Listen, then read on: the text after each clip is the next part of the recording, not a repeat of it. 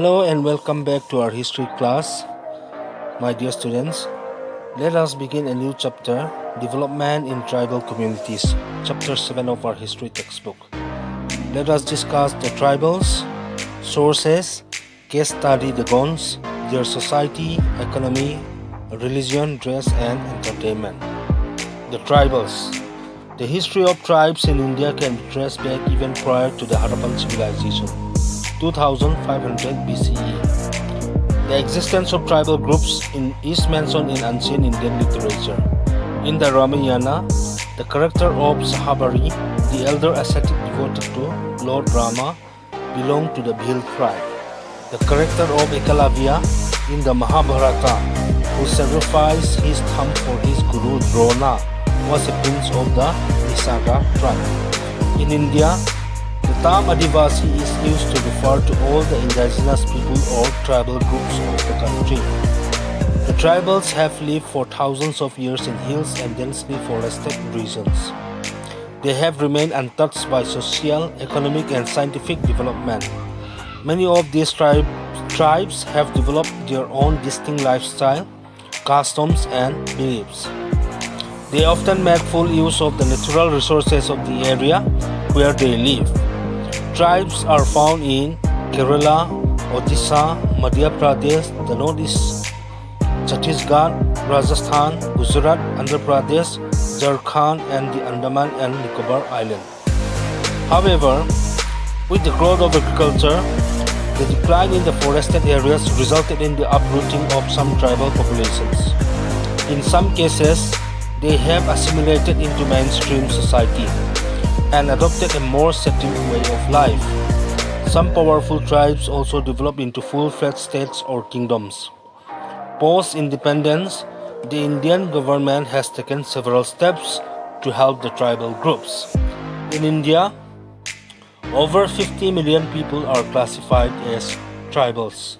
Some of the important tribes include the Ahoms and the Nagas in northeastern India, the Mundas and the Santals in eastern India, the Gons and the Bhils in central India, the Kolis in western India, and the Todas, the Irulas, the Kurumbas, the Kotas and the Paniyars in South India.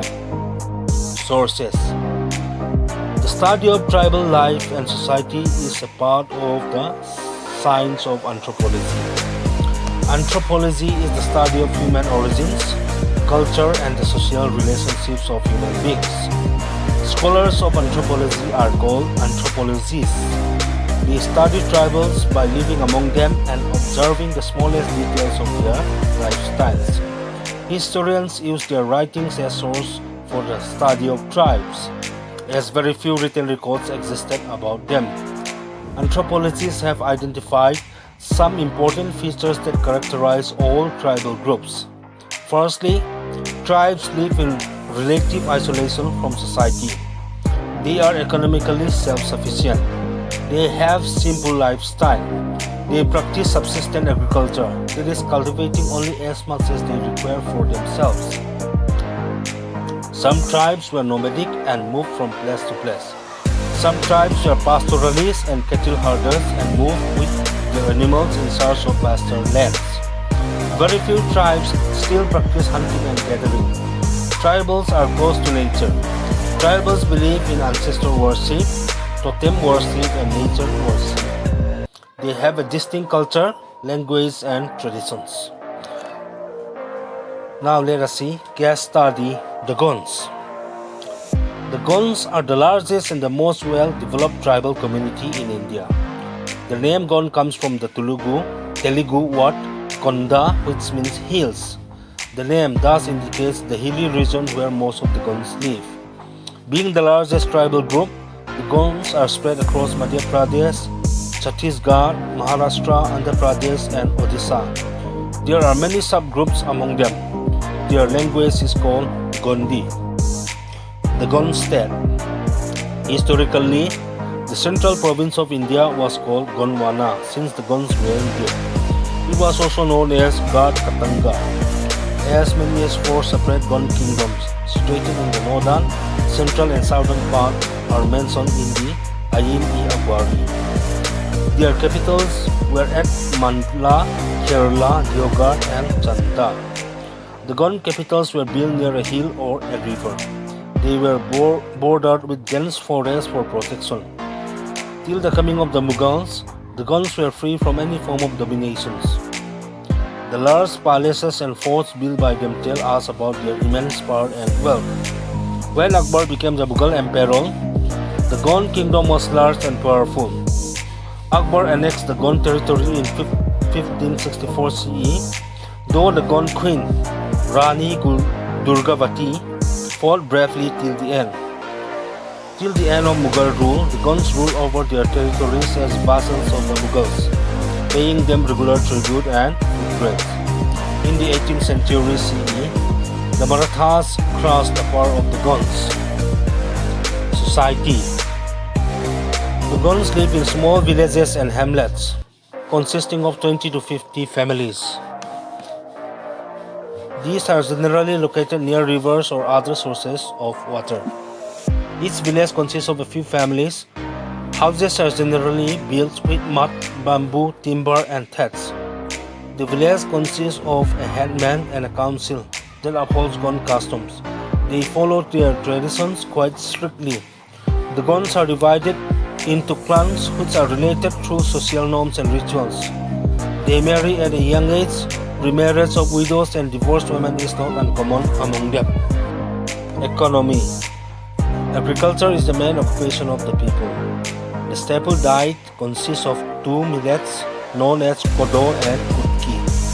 Vegetables are either grown in gardens or collected from forests along with roots and tubers. Honey is also gathered from forests. The Gons use traditional methods of cultivation. Some of the Gon tribes still practice shifting cultivation. Metalwork, carpentry, cattle rearing, hunting and fishing are some of the other important occupations. Gon craftspeople are adept at making beautiful bamboo baskets. Religion. The Gons are greatly influenced by Hinduism. They worship a deity called Prt-1, also known as Prt-1. They have a close bond with nature, which is reflected in their songs, dance and religious worship. Their protectors are the spirits, the gods and goddesses who keep them from harm. They revere the forest and worship Ban Devi, the forest goddess. The village priest, known as the Devari, undertakes all sacrifices and rituals during religious ceremonies. The Gons are divided into 4 clans, each of which has its own deity and priest. Dress. Men are usually dressed in a white loincloth, which is wrapped around the waist and then tucked under the legs. Women wear cotton saris.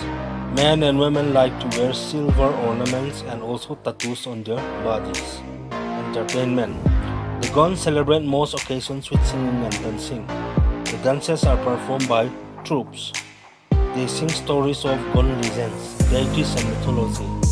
Their dance is very vigorous and all members of the tribe participate in it. Musical bells are tied to the waist or the feet of the dancers.